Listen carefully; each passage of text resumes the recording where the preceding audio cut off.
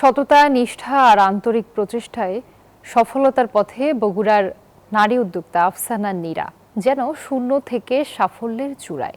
শুধুমাত্র আচার তৈরি করে ঘুচিয়েছেন সংসারের অভাব। তার তৈরি মাংসের আচার সহ বিভিন্ন ফলের আচারের কদর এখন দেশে বিদেশে।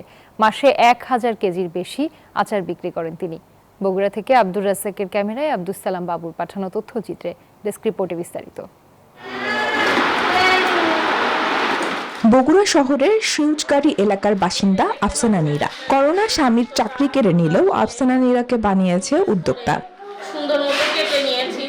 সফল উদ্যোক্তা হিসেবে পরিচিত মিললেও শুরুটা মোটেও সহজ ছিল না, অনেকটা গল্পের মতো ঘুরে দাঁড়ানো। প্রথমে বিউটিফিকেশন, এরপর কাপড়ের ব্যবসায় সাড়া পেয়ে এক প্রকার দিশেহারা হয়েই স্বামীর পরামর্শে নামেন ব্যতিক্রমধর্মী আচার তৈরির কাজে।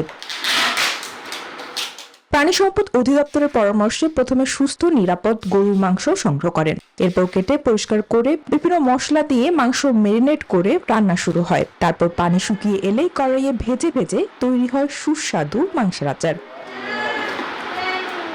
আচারি ফুড নামে অনলাইন পেজে প্রচার করে ব্যাপক সাড়া পান তিনি। পর্যায়ক্রমে দেশের বিভিন্ন জেলা থেকে আচারের অর্ডার আসতে থাকে। বর্তমানে দেশের গণ্ডি পেরিয়ে বিদেশেও রপ্তানি হয় আফসানা নীরার আচার। মাসে প্রায় 10 থেকে 12 লাখ টাকার আচার বিক্রি করেন তিনি। এখন আলহামদুলিল্লাহ মাসে সেটা 1000 কেজিতে পরিণত হয়েছে।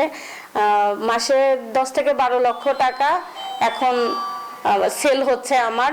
আফসানা নীরার তৈরি আচার রপ্তানিমুখী শিল্পে অবদান রাখছে বলে জানান সরকারি এই কর্মকর্তা। বাংলাদেশ সহ কয়েকটি দেশে সে রপ্তানি করতেছে এবং এই রপ্তানির মাধ্যমে আরো অনেকগুলো নারীর যেমন কর্মসংস্থান সৃষ্টি করেছে, সাথে সাথে এই বাংলাদেশের প্রাণী সম্পদ শিল্পকে রপ্তানিমুখী করার পিছনে তার একটি বিশেষ অবদান রয়েছে। ভবিষ্যতে আরো বড় পরিসরে আচারের কারখানা গড়ে তোলার স্বপ্ন দেখে এই নারী উদ্যোক্তা। Desk report, news 24।